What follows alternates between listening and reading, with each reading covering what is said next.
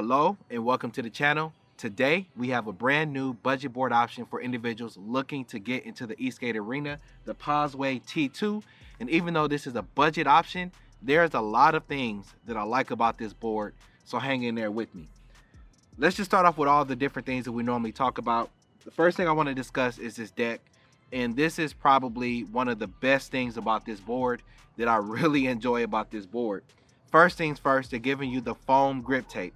Added value. I like that because it helps to eat up cracks and vibrations, especially since this is a hub motor board. One of the other things that I really enjoy about this board is the deck itself. This is one of my favorite deck shapes that I've experienced on a board, and I like it because it almost has a backfire-ish type look to it, but it has a little bit more concave, and then also the nose and the tail is shaped in a manner in which you can very easily pick the board up off of the ground by just pushing on the back with your foot, and it lifts right up. It really locks you in place when you're riding and carving around as well. I really like the shape of this deck. I really like the grip tape that they provide. Now, this deck is on the stiffer side. It's not one of those flexible deck systems, and I guess you can expect that for a board that is in this price point, because they have to find areas to save on so that they can provide a value to the consumer at a good price. But overall, this is not an uncomfortable board, and I attribute a lot of that to the polyurethane that they're using on those wheels, which I'll talk about a little bit later in the video. The next thing I want to talk about is the trucks. These are some unbranded trucks. Nothing wrong with them. I tightened them up, and I've been able to hit almost a top speed with them and feel pretty comfortable. If this was a board that I'll be riding every single day, I would probably definitely change out the bushings, but that's just me as a heavier rider, being around 220, 225. But I think that for average everyday users, the trucks are fine. I'm carving around just fine. I feel stable at high speeds, and even when I hit a couple of cracks and bumps. So no major complaints there whatsoever. Now let's transition to the battery. I was on their website and I could not see the actual watt hours, so I'm probably going to have to put that at the bottom somewhere when I contact them and they give me the details. But the enclosures appear to be metal, and I like the curvature and shape of them. It looks good. It has some styling and texture to it. It doesn't look all plain and generic. Now, one of the things that I really enjoy about these enclosures is the way that they have this enclosure sealed. I haven't seen anything like this. It's like a plastic seal gasket type situation, but the plastic seal comes almost right directly to where the enclosure ends. So to me, this seems like this is going to be one of the better sealed enclosures on a board, period. I really like that. And that same type of seal is actually on the ESC as well. So I like this. I mean, these are some things that I just really like about this board, even though it is a budget option. There's a plane flying by. Let me be quiet for a second. So I really like how this is sealed. I think that this is going to allow the board to be ridden, and you're not going to have to worry about if you accidentally have to ride over a small puddle or something like that. You never want to ride in the rain, but there's sometimes you just get caught out there and you have to do what you have to do. But I like the seals that we see on here. Looks very good. The styling of the ESC looks good as well. Now let's talk about the ESC. They're utilizing the Yingling ESC, and I like it on this board. One of the benefits of utilizing that type of ESC, of course, is that you get to select your braking modes. There's 4 braking modes on this board. You also get to select your acceleration modes, which is very, very solid. This allows you to get some customization when you talk about being able to adjust the braking curve and acceleration curve, especially if you're new to e-skate or you're teaching someone how to ride your board. Those kind of features go a long way. One of the other things that you'll like is that it has the push to start. So you can just turn on your board with just the remote, just kind of roll the board a little bit, it turns on. Great thing for if you're a commuter, you don't have to bend over and touch the button and power on the board. Another area that I just really like about the board, let's briefly talk about the remote. I like this remote as well. Very solid looking remote.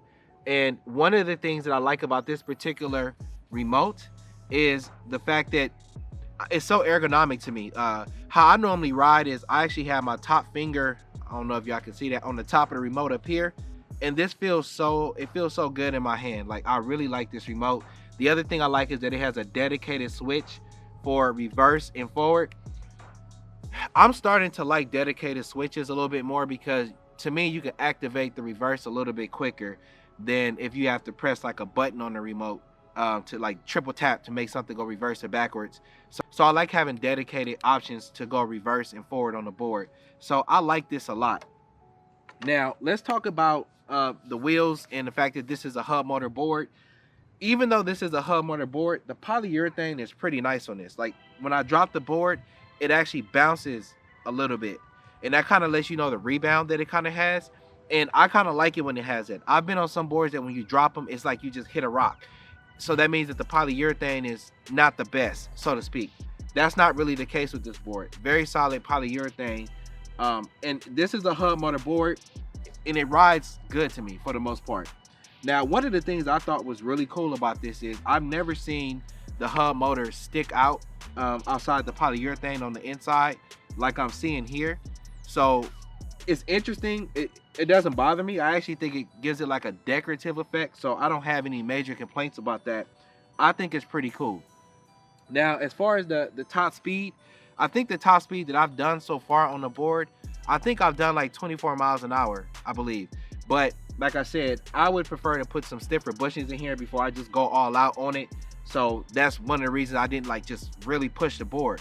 But the fact that I can get that 24 miles an hour and I'm not really trying, I don't really have any major complaints with that. Somebody who's lighter than me or, you know, has a better bushing setup for their weight, they're going to be able to really enjoy this board. So I don't have any major complaints with that. Now, when you talk about the speed of the board, this board gets to 20 miles an hour very quickly. And then it's after you get past 20 miles an hour, it takes a little bit longer to get to the top speed. But I mean, what's to be expected for a board that is in this price point? I really like this board. Now let's talk about some of the nitpicks. To be honest about it, I don't really have any nitpicks. Like for a board that is in this price point, there's just some things that you have to expect. To me, for this to be a budget board option and for this to be a new brand, they did a remarkable job with the look of the board. They did a remarkable job with giving us the grip tape, the flexible grip tape on there. Things don't look generic. I think they did a really good job with the board, and I don't really have, any like true nitpicks, like anything that stands out that would be like, y'all need to improve this. Really, everything about it, I like it. I mean, it's really solid.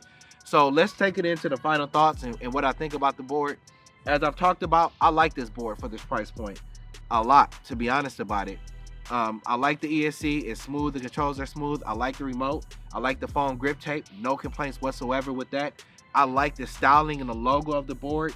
They did a good job. When you look at this board from a distance or just looking at it, it does not look like a budget board. It's not going to be a board that if you had it sitting next to some other boards, you would be embarrassed that you're riding this board around. Not at all. They did a lot of things right with this board. I like the enclosures. I like how they sealed them. Very solid looking board. I think that if people are trying to get a board, trying to get into the e-skate arena, you have a couple of bucks, you don't have a whole lot of money, or you don't know if you're really going to like it. I did the same thing when I purchased my first EUC. I didn't buy a $3,000 EUC because I didn't even know if I would like it. I bought a less expensive one. Now that I know that I like it, I'm going to upgrade it, and my son will have my other EUC. But I feel the same way about this. This is something that you can buy for a kid. This is something a college student can buy. This is something an adult can buy to see if they're going to like the sport of electric skateboarding before they invest a lot of money. And you're not going to get anything that's trash. You're going to get something that's, I think, is decent quality that looks good. So overall, I think I can recommend this board, and I like it a lot. I think they did a lot of things right with this board.